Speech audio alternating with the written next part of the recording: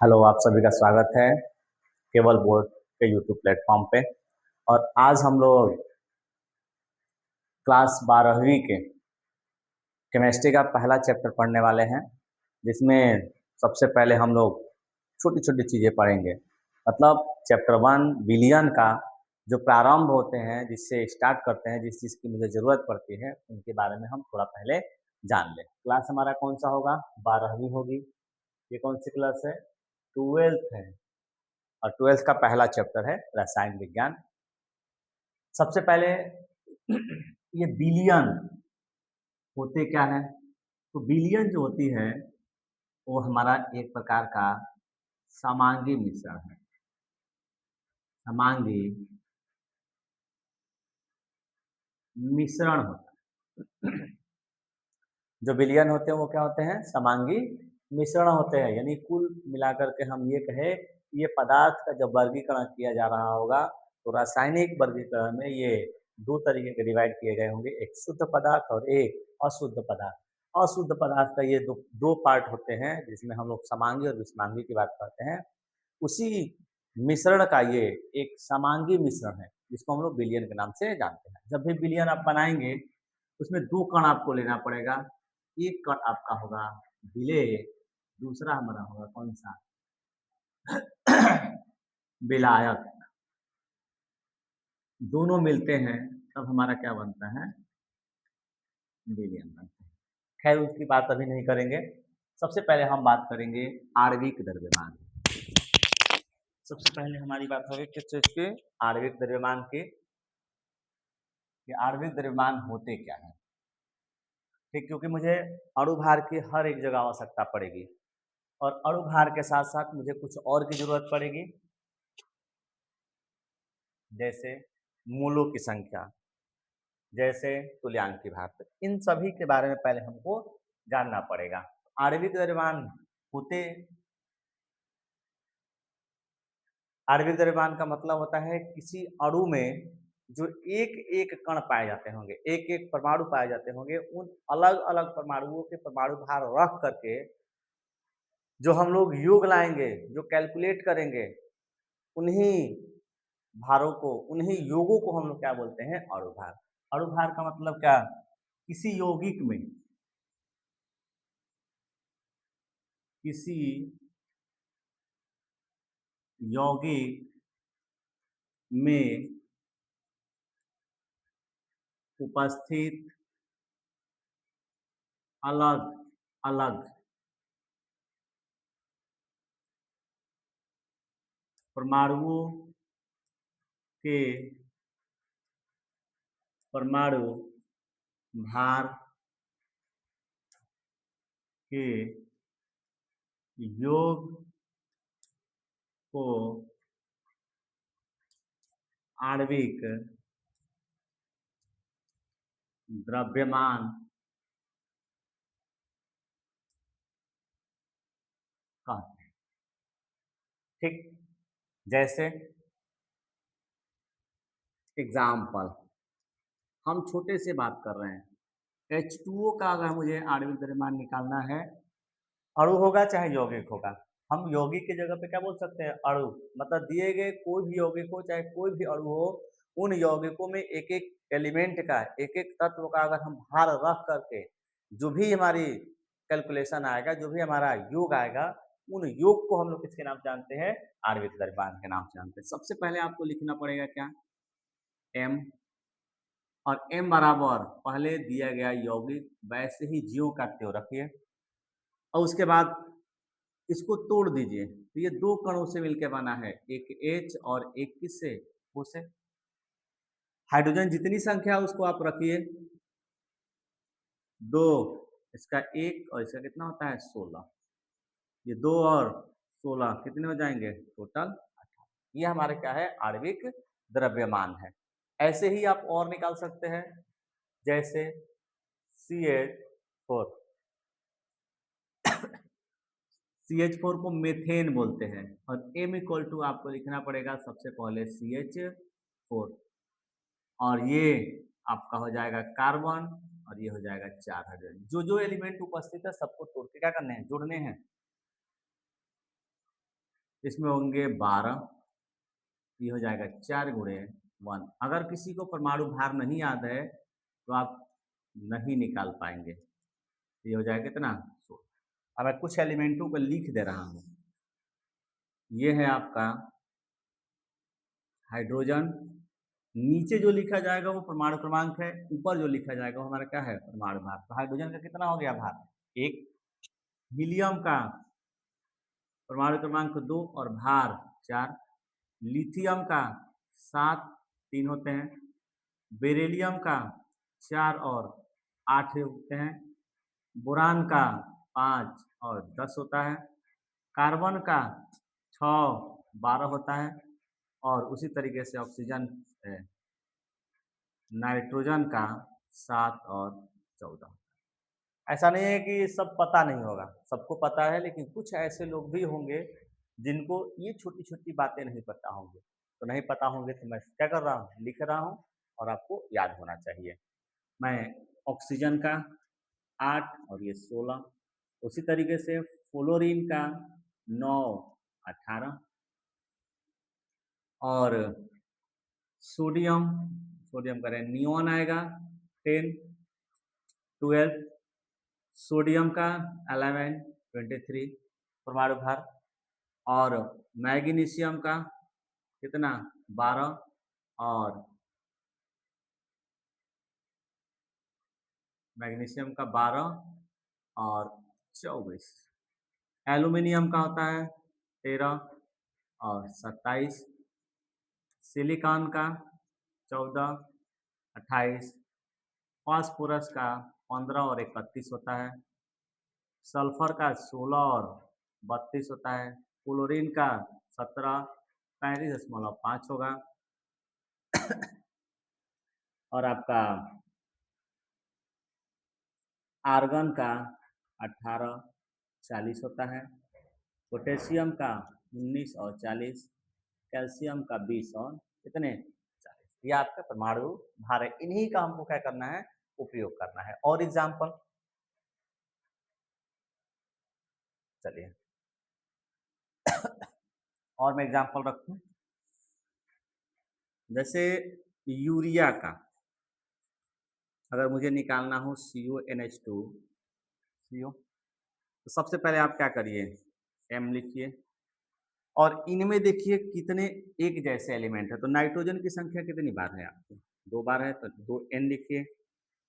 Hydrogen 2 और 2 यहाँ पे है, 4 हाइड्रोजन की संख्या है, तो आप 4 लिखिए। कार्बन की संख्या 1 है और ऑक्सीजन की संख्या कितनी है, ये हमारा परमाणु टूट करके जुड़ गया। अब एक एक का क्या करिए, मान रखिए। तो 2 नाइट्रोजन का कितना 14, 4 हाइड्रोजन का 1, कार्बन का 12 और ऑक्सीजन का कितना 14 दूनी के 28, ये हो जाएगा 4, ये हो जाएगा 12, ये हो जाएगा 16। अब ध्यान दीजिए, 6 2 8, 8 4 12 और 8 20 के 0, 2 2 1 3 1 4, 4 2 6, माने यूरिया का जो परमाणु भार है वो हमारा क्या है 60 आ रहा है। इसी तरीके से कुछ एलिमेंट होंगे जिसका मुझे क्या करना होगा, याद रखना होगा, उन्हीं में से किसी न किसी का हमसे पूछा जाएगा। ठीक, चलिए किसका किसका पूछा जाएगा, आप लिख लीजिए। HCl का देगा, NaCl का हो सकता है, NaOH का होगा, KOH का होगा, Na2CO3 का होगा, H2SO4 का, C6H12O6 का हो सकता है, C12H22O11 हो सकता है, NH2CO NH2 यूरिया का है, ये हाइड्रोक्लोरिक अम्ल है, ये हमारा नमक है, ये कास्टिक सोडा है, कास्टिक पोटास है, सोडियम कार्बोनेट है, सल्फ्यूरिक अम्ल है, ये ग्लूकोज, ये हमारे पास चीनी, ये हमारा यूरिया। उसी तरीके से ये है COOH फार्मिक अम्ल, ये होगा एसिटिक अम्ल, और ये होगा कार्बन टेट्राक्लोराइड, ये होगा क्लोरोफॉर्म, ठीक। और C2H5OH ये है एथेनॉल। इतने एलिमेंटों में से, इतने यौगिकों में से आपको कोई ना कोई दिया होगा जिसको आप आणविक द्रव्यमान आपको निकालने पड़ेंगे। और इसमें से देख लीजिए, इनका अगर निकालना हो, M बराबर तो होगा C12H22O11। ये कितना हो जाएगा? 12C plus 22H plus 11O। ये हो जाएगा 12 गुणे 12, 22 गुणे 1, 11 गुणे कितना? 16। 12 12 44 हो जाएगा। इसमें 22 में 1 से गुणा करेंगे तो ये 22 हो जाएगा। 16 में गुणा करेंगे तो आप कर लीजिए 16 में गुणा, 16 में 11, ये हो जाएगा 6, ये हो जाएगा 1, ये हो जाएगा 6, ये हो जाएगा 1, 6 7 और 1 176। अब काउंट कर सकते हैं यहाँ पे, 4 2 6 6 12 के 2, हाँ 2 हो जाएगा। और हासिल 1 7 1 8 2 10 10 4 14 फिर 4 हासिल 1 1 और 1 2 1 कैरी, कितना हो गया? ये 342 हमारा क्या है? शर्करा चीनी का हमारा आणविक द्रव्यमान है। इस तरीके से आपको क्या करना होगा? सभी का आणविक द्रव्यमान बारी बारी से करके निकाल लेना होगा। ठीक, नेक्स्ट आपका चलते हैं मूलों की संख्या। ये तो बहुत ही इंपॉर्टेंट है, पहले चैप्टर दूसरे चैप्टर सब में आएगा। हर एक जगह इनकी संख्या मुझे क्या करने होंगे? ज्ञात करने होंगे। मूल पहले आप समझ लीजिए, मूल मूल हमारा क्या है? एक मापन यंत्र है, एक हमारा पैमाना है जिससे छोटे छोटे कणों की संख्या की गणना की जाती है। मूल हमारा क्या है? एक पैमाना है जिससे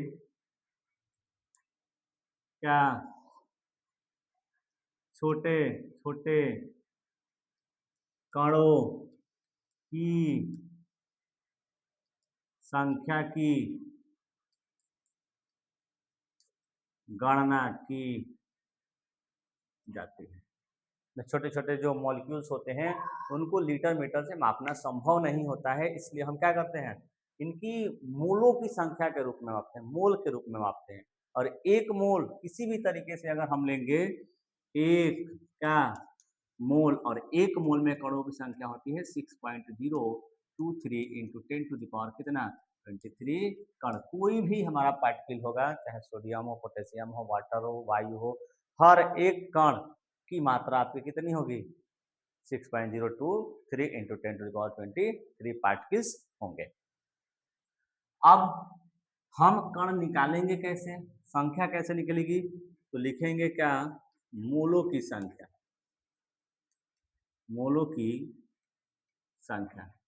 मोलों की संख्या निकालने के लिए जिस पदार्थ की मुझे मोलों की संख्या निकालना है उसका ग्राम में भार रखिए और उसके अणु भार से क्या कर दीजिए? डिवाइड कर दीजिए। तो लिखेंगे क्या?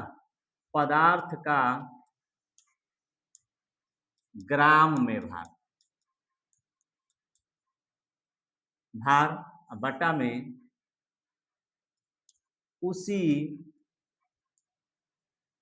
पदार्थ का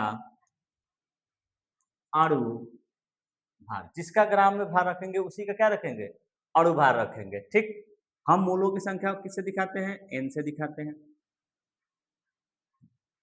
हम मोलों की संख्या को n से दिखाते हैं और पदार्थ का ग्राम में भार को W से दिखाते हैं और अणु भार को किससे दिखाते हैं?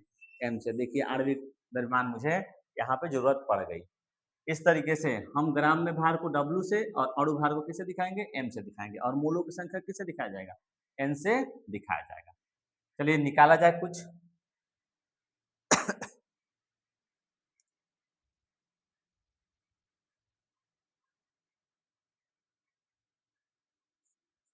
48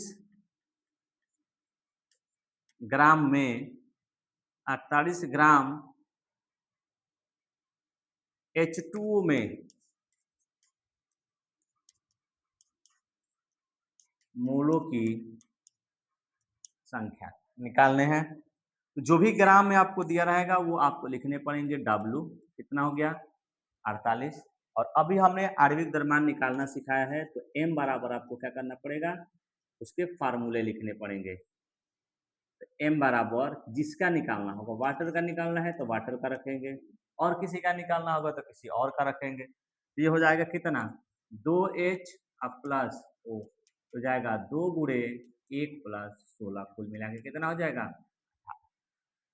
मोलों की संख्या निकालना है तो n इक्वल टू हमारा क्या होगा W बटा में m। W का मान दिया है 48, कितना 48 अब बटा में कितना 18। इसको अगर हम डिवाइड करेंगे तो 2 दशमलव समथिंग आएगा। जो भी वैल्यू आएगी यहाँ पे कट करके वही हमारा क्या होगा, मोलों की संख्या होगा। अगर हमें कण की संख्या निकालना है, कणों की अगर संख्या निकालना हो, तो हम जानते हैं कि एक मोल में 6.023 गुणे 10 के घात 23। तो अगर बताइए कि 48 बटा में अगर 18 आया है मोल, तो बताइए कितने कणों की संख्या होगी। तो 48 बटा में 18 गुणे 6.023 गुणे 10 के घात कितना 23 का, या एक मोल में अगर इतने हैं तो 2 मोल में आपको क्या करने पड़ेंगे, 2 से गुणा करने पड़ेंगे। और अगर 3 मोल है तो 3 से गुणा, और 48 बटा में 18 है तो 48 बटा 18 में गुणा कर देंगे हम कितने से 2.303 से। फिर 6.023 इंटू 10⁻23 से हम गुणा कर देंगे तो मोलों की संख्या, कणों की संख्या आपकी क्या हो जाएगी, निकल जाएगी। छोड़ दो, कणों की संख्या क्या हो जाएगी, निकल जाएगी। इस तरीके से हम मोलों की संख्या को आसानी से निकाल सकते हैं, ठीक है ना। मोलों की संख्या को आसानी से निकाल सकते हैं। इस तरीके से हम क्या कर सकते हैं, मोलों की संख्या आसानी से निकाल सकते हैं। और एक आध दो ठो का निकाला जाए, चलिए।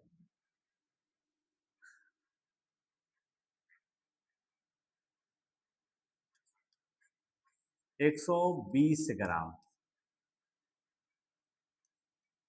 NaOH में मोलों तथा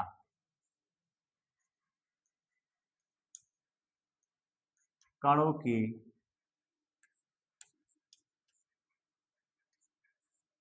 संख्या की गणना कीजिए। हाँ, क्या करेंगे, 120 ग्राम NaOH हमको दिया है और हमसे पूछ रहा है कि उसमें मोल कितने होंगे और उसमें कणों की संख्या कितनी होगी। तो हम जानते हैं कि मोलों की संख्या अगर निकालना हो,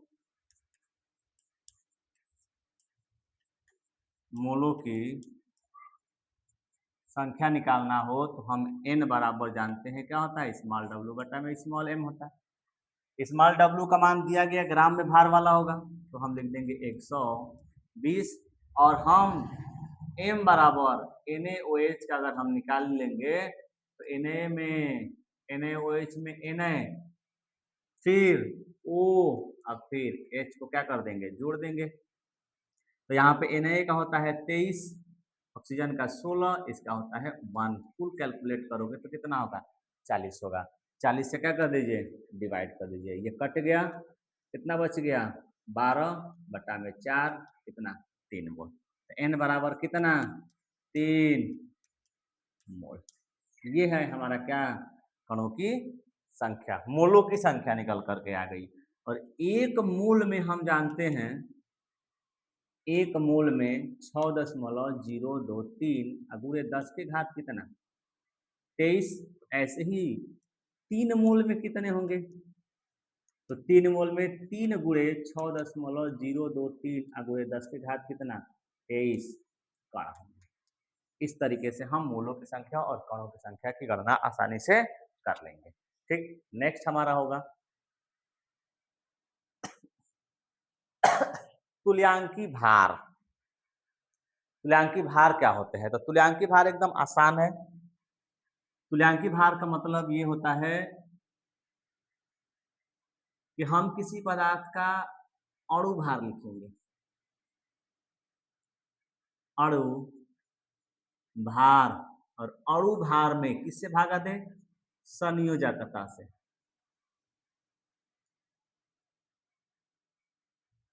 अगर हम अणु भार में संयोजकता से भाग दे देंगे, जो भी निकल करके आएगा उनको हम लोग किसके नाम से जानेंगे? तुल्यांकी भार के नाम से जाना जाएगा। और अणु भार को हम लोग दिखाएंगे, तुल्यांकी भार को दिखाते हैं ई से, अणु भार को दिखाते हैं एम से, संयोजकता को दिखा दीजिए एफ से। ये हमारा फार्मूला निकल के आ गया किसका? तुल्यांकी भार का। अब जेड बराबर है क्या? संयोजकता। और संयोजकता हम कहाँ-कहाँ से निकालेंगे? तो संयोजकता का मतलब होगा कि दिए गए यौगिक में कितने धनायन के रूप में टूट रहा है, या कितने ऋणायन के रूप में टूट रहा है, या उसमें कितने हाइड्रोजन प्लस है या कितने OH माइनस है। तो आप लिख सकते हैं धनायन, या उसी को बोल सकते हैं ऋणायन की संख्या, या फिर हम बोल सकते हैं H प्लस की संख्या, या OH माइनस की संख्या। इस तरीके से हम क्या कर लेंगे? निकाल लेंगे। या तो हम संयोजकता की जगह पे धनावेश लिखेंगे, या ऋणावेश की संख्या लिखेंगे, या H प्लस की संख्या लिखेंगे, या OH माइनस की संख्या लिखेंगे। इन्हीं संख्याओं को हम लोग किसके नाम से जानते हैं? संयोजकता के नाम से जानते हैं। और आणविक द्रव्यमान अभी हम लोग निकालना सीखे हैं, उन दोनों का जो रेशियो आएगा उसी रेशियो को हम लोग क्या बोलेंगे? तुल्यांकी भार। या किसी पदार्थ के आणविक द्रव्यमान तथा उनके संयोजकता के अनुपात को हम लोग किसके नाम से जानेंगे? तुल्यांकी भार के नाम से जानेंगे। क्वेश्चन हमारा होगा कि NaOH का हमको तुल्यांकी भार निकाल के दिखाना है, कि तुल्यांकी भार, तुल्यांकी भार, ठीक। तो ये सबसे पहले हम E बराबर जानते हैं कि M बटा में होता है क्या? Z। M आपको पहले निकालना होगा, M बराबर लिखने पड़ेंगे NaOH आणविक द्रव्यमान। आणविक द्रव्यमान अगर लिखना होगा तो इसको तोड़ लीजिए, तो ये आएगा Na plus O plus H। ये हो जाएंगे कितना? 23 प्लस 16 प्लस 1, ये हो जाएगा 40। इनको तोड़ा जाए अगर, इनको अगर तोड़ा जाए तो Na हमको क्या देगा? प्लस देगा, और OH हमको क्या देगा? माइनस। ये बताइए कि हम Z बराबर कितना लिखेंगे? या तो Na पर जितने प्लस है उनको लिख लीजिए, या OH पर जितने माइनस है उनको लिख लीजिए, कोई एक, या फिर OH की आप संख्या लिखेंगे। इनमें धन भी एक ही है, ऋण भी एक ही है, और OH की संख्या भी हमारी क्या है? एक ही है। वैसे ये सब एक दूसरे के बराबर ही होंगे। अगर कम बेसी हुआ धन और ऋण तो यौगिक हमारा उदासीन नहीं होगा। उदासीन नहीं होगा इसका मतलब क्या है? कहीं ना कहीं गलत है। तो Z बराबर हमारा कितना? 1। अब बताइए कि M की वैल्यू कितनी निकल के आई है? 40, और Z की वैल्यू कितनी हो गई? 1। टोटल हमारा कितना आएगा? और आप क्वेश्चन देखिए, अगर मुझे H2SO4 की तुल्यांकी भार बताना है, H2SO4 की तुल्यांकी भार अगर मुझे बताने हैं, तो सबसे पहले आपको लिखना पड़ेगा E बराबर M बटा में Z। अब M इसकी वैल्यू, M निकालना होगा तो H2SO4 लिखिए, और H में कितने? 2 H, 1 S और 4 हमारा क्या होगा? O। H का हमारा पता है कि हमारा 1 होता है भार, S का 32 होता है, और 4 गुणे कितना होता है? 16 होता है। ये हो जाएगा 2 प्लस 32, 16 चौके, अरे 16 चौके 64। अब बताइए, 4 दू 6 और 2 8 हो जाएगा, 6 और 3 9, 98 आएगा। इस H2SO4 में H की संख्या कितनी है? अगर आप तोड़ेंगे तो 2H प्लस SO4 हमारा मिलेगा डबल माइनस। या तो आप H की संख्या गिन लीजिए, नहीं तो पॉजिटिव की संख्या गिनिए। एक H पर एक प्लस है तो सामने कितने संख्या से गुणा है? 2 से गुणा है, तो आप 2 से गुणा करेंगे तो 2 पॉजिटिव आएगा। और ऐसा नहीं कर सकते हैं तो इसमें कितने माइनस है? 2 माइनस है। आप या तो 2 माइनस लिखिए या 2 प्लस लिखिए, नहीं तो एच की आप संख्या उठा के लिख लीजिए। जो भी आपको सुविधा हो उसको आपको क्या करना होगा, लिखना होगा। तो यहाँ पे जेड की संख्या कितनी, 2। तो आप लिख सकते हैं यहीं पे 98 डिवाइडेड बाई कितना, 2। इसको आप कटा देंगे तो कितना आ जाएगा, 4 और 9, 49 दूनी के 98। अगर आपके सामने एल्युमिनियम का अगर पूछ लें कि एल का तुल्यांकी भार बताइए, तो सबसे पहले हम जानते हैं कि ई का हमारा क्या होता है, ई का भार होता है 27, और यहाँ पर तो चार्ज दिया नहीं है, तो चार्ज नहीं दिया है तो आप क्या कर लीजिएगा, इलेक्ट्रॉनिक विन्यास करिएगा, और 2 और 8 कितना होता है, 3। अगर ये 3 इलेक्ट्रॉन निकाल दें तो इस पे पॉजिटिव की संख्या कितनी आ जाएगी, 3। तो इसी 3 से आपको क्या करना होगा, डिवाइड करना होगा। 3 से डिवाइड करेंगे तो कितना आ जाएगा, 9। 3 नवा 27। इस तरीके से आप क्या कर सकते हैं, तुल्यांकी भार किसी का भी निकाल सकते हैं। एक मैं और आपका एग्जाम्पल दे रहा हूँ, Na2CO3 का तुल्यांकी भार बताइए। Na2CO3 का तुल्यांकी भार मुझे क्या करना है, बताना है। तो सबसे पहले आपको क्या करना पड़ेगा, वही E बराबर M बटा में Z। M जानते हैं, M इजकल टू इसके फार्मूले से, इसके सूत्र से मुझे क्या निकालना होगा, आणविक द्रव्यमान निकालना होगा। तो इसमें Na की संख्या कितनी है, 2 है, C की संख्या 1 है, O की संख्या कितना है, 3।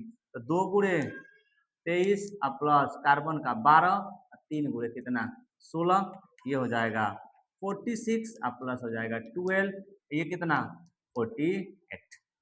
काउंट कर लीजिए, 8 2 10, 6 16 का 6 हासिल 1, 4 और 1 हासिल 5, 5 1 6, 6 4 10, 100 कितना हो गया, 6 हो गया।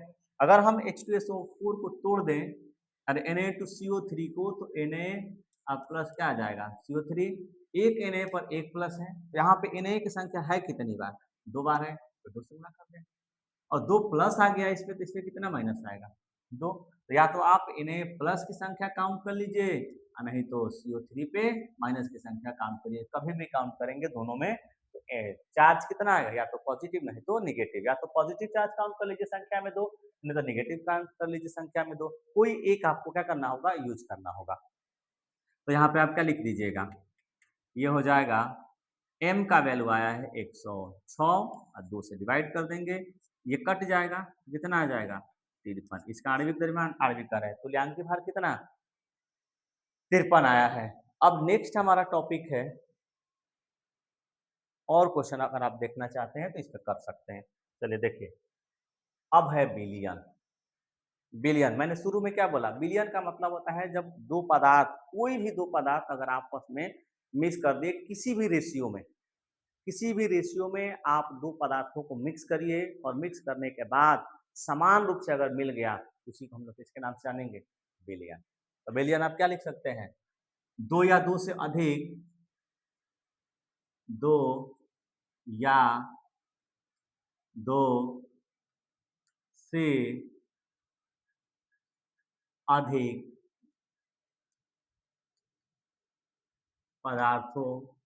के पदार्थों के मिश्रण को क्या बोलेंगे, बिलियन कहते हैं। दो या दो से अधिक पदार्थों के मिश्रण को हम लोग क्या बोलेंगे, बिलियन बोलेंगे। अब एग्जाम्पल आपको अगर चाहिए तो हम लोग क्या लिख सकते हैं, चीनी लिखिए, और आप क्या लिख लीजिए, जल। तो आपको बनेगा कौन, बिलियन। बिलियन मतलब आप शरबत लिख सकते हैं।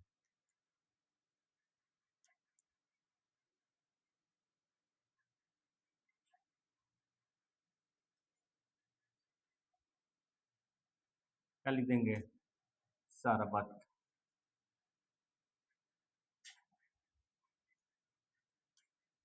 ठीक। और शरबत बनाते समय ये हमारा क्या होगा, पतला होगा, जिसमें चीनी की मात्रा क्या होगी, इसकी मात्रा कम, और इसकी मात्रा क्या होगा, अधिक होगा। ये जो हमारा चीनी होगा, ये हमारा क्या है, घुलने वाला है, घुलने वाला। और ये जो हमारा जल है वो हमारा क्या है, घुलने वाला। जो घुल जाए, जो घुलता है उसे विलेय बोलते हैं, जो घुलता है उसे हम क्या बोलते हैं, विलायक बोलते हैं। और जिसकी मात्रा कम होती है उसी को विलेय, जिसकी मात्रा अधिक होती है उसको क्या बोलते हैं, विलायक बोलते हैं। ठीक, ये हमारा हो जाएगा चीनी विलेय, और जो जल है वो हमारा क्या है, विलायक। और दोनों मिलेंगे तो क्या बन जाएंगे, विलयन। एक विलेय और एक विलायक मिलते हैं तो बनते हैं क्या, तो हम बोल सकते हैं कि विलयन में जिसकी मात्रा कम होती है वो हमारा विलेय होता है, विलयन में जिसकी मात्रा अधिक होती है वो विलायक होता है, और जब दोनों मिलते हैं वो हमारा क्या कहलाता है, विलयन। हाँ, एक और देख लीजिए, यही मैंने क्या लिखा है, शरबत। फिर मैं चीनी प्लस अगर जल का मिश्रण लिया तो अब हम क्या बनाएंगे, सीरा बनेगा। अगर मैं लिख दिया सीरा, तो ये बताइए कि चीनी की मात्रा के ज़्यादा होगा कि जल की मात्रा ज़्यादा होगा। तो सीरा का मतलब होता है जो मीठा बनाया जाता है, जो मिठाई वगैरह होते हैं उसके जो रस होते हैं गाढ़ा टाइप का, उसी को हम लोग क्या बोलते हैं, सीरा। और सीरा बनाने के लिए इसकी मात्रा क्या करने पड़ेंगे, कम करने पड़ेंगे, और इसकी मात्रा क्या करनी पड़ेगी, अधिक करना पड़ेगा। उस परिस्थिति में ये जो चीनी है वो हमारा विलायक का काम करेगा, और जो हमारा जल है वो किसका काम करेगा, विलेय का काम करेगा। किसी भी विलयन में जिसकी मात्रा ज़्यादा हो जाए उसको हम लोग विलायक के नाम से बोलेंगे, और जिसकी मात्रा कम हो उसको हम लोग विलेय के नाम से जानेंगे। चलिए, नेक्स्ट अब आपका होगा विलयन के प्रकार। विलयन दो तरीके से हम लोग डील करते हैं। एक हम लोग देखते हैं कि हमने जो विलयन बनाया है, जो हमने विलयन बनाया है जिसको विलेय प्लस विलायक का नाम दिया गया है, इन दोनों में से हम किस बेस पर बता रहे हैं। तो एक हम लोग बताएंगे इसकी मात्रा हमने कितना लिया है, कितनी मात्रा खोल करके विलयन बना रहे हैं वो। एक दूसरा हमारा होता है कि हमने जो विलायक लिया है इनकी अवस्था कैसी है, इनकी अवस्था कैसी है। जिस प्रकार की अवस्था होगा उसी प्रकार से विलयन बन करके तैयार होगा। तो एक हम लोग बता सकते हैं कि विलेय की मात्रा के आधार पे, किसके आधार पे, विलेय की मात्रा के आधार पर, थोड़ा घोले हैं कि ज़्यादा घोले हैं कि बहुत ज़्यादा घोले हैं, कितना घोले हैं, उस आधार पे हम बता सकते हैं विलयन के प्रकार। एक दूसरा जो हमारा होता है वो हमारा होगा विलायक की प्रवस्था। किसकी, विलायक की प्रवस्था। मतलब हमने जो विलयन बनाया है उस विलयन में हमने विलायक कैसा लिया था, विलायक हमने सॉलिड लिया था, विलायक हमने लिक्विड लिया था, या विलायक हमने गैस लिया था। ये तीन प्रकार के हम लोग विलायक का उपयोग करेंगे। अगर हम सॉलिड विलायक लिए हैं तो जो भी विलयन बन के तैयार होगा वो सॉलिडे होगा। अगर हमने विलायक लिक्विड लिया है तो कभी भी कोई भी मटेरियल हम विलेय का घोलेंगे तो उसकी जो अवस्था आएगी वो लिक्विड फॉर्म में ही आएगी। और अगर हम गैस में किसी भी पदार्थ को घोल दे, सॉलिड लिक्विड गैस को, जो विलयन बन करके तैयार होगा वो कैसा होगा, हमारा गैसीय होगा। इस प्रकार से हम दो तरह से विलयन को बना सकते हैं। ठीक, चलिए अब देखिए विलेय की मात्रा के आधार पे, विलेय की मात्रा के आधार पर हमारा होगा पहला एक तनु विलयन, तनु विलयन होगा, और दूसरा हमारा होगा सांद्र विलयन।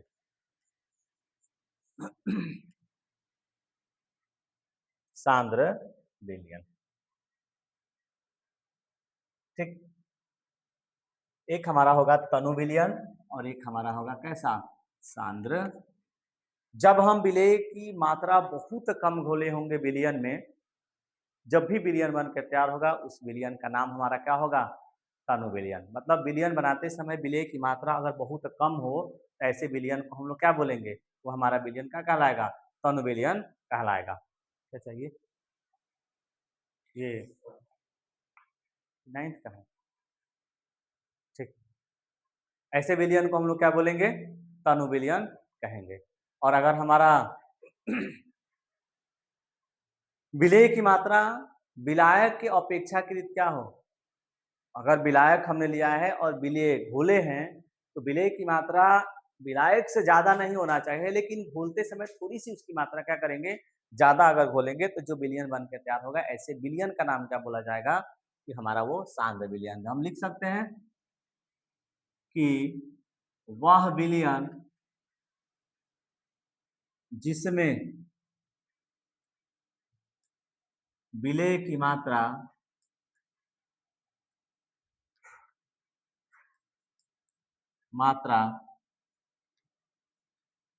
बहुत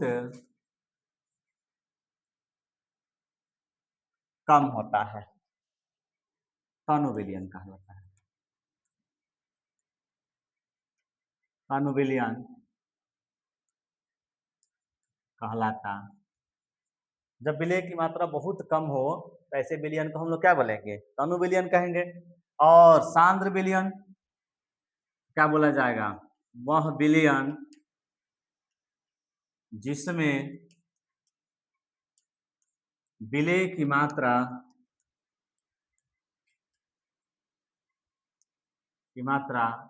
अपेक्षाकृत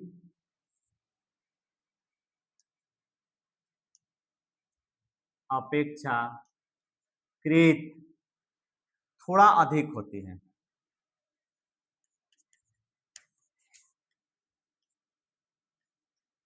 अधिक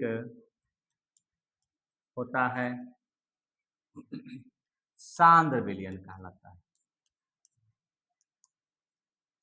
अपेक्षाकृत का मतलब कि विलायक से ज्यादा नहीं, हमेशा विलायक से कम ही रहेगा, लेकिन अपने अनुसार हम थोड़ी सी मात्रा उसको क्या करेंगे, ज्यादा घोलेंगे, और एक में हम क्या करेंगे, बहुत ही कम मात्रा घोलेंगे। तो ऐसे विलयन को हम लोग क्या बोल सकते हैं? तनु और सांद्र बोल सकते हैं। जैसे मेरे पास अगर मैंने 1 लीटर जल लिया, 2 गिलासों में 1-1 लीटर जल मैंने क्या किया है, लिया है, और एक में मैंने क्या किया, 10 ग्राम मैंने चीनी घोला। क्या चीज घोला है? चीनी घोला है। और एक मैंने 20 ग्राम चीनी घोला है। ये बताइए कि कौन सा जो शरबत बनेगा या जो विलयन बनेंगे, कौन मीठा अधिक होगा और कौन मीठा कम होगा? तो जिसमें विलेय की मात्रा कम घोलेंगे वो कम मीठा होगा, जिसमें विलेय की मात्रा ज्यादा घोलेंगे वो अधिक मीठा होगा। तो जो अधिक मीठा होगा उसको हम लोग क्या बोलेंगे? तो वो हमारा सांद्र है। जिसमें मात्रा कम घोली जाएगी उसको हम लोग क्या बोलेंगे? तनु बोलेंगे। इस तरीके से हम क्या कर सकते हैं? तनु और सांद्र बता सकते हैं। इसके आगे की कहानी जो भी होगा वो हम लोग आगे पढ़ेंगे। इस वीडियो में इतने ही पढ़ेंगे। अगर आपको सेशन अच्छा लग रहा होगा तो वीडियो को लाइक करिए, सब्सक्राइब करिए और सपोर्ट करिए। जय हिंद।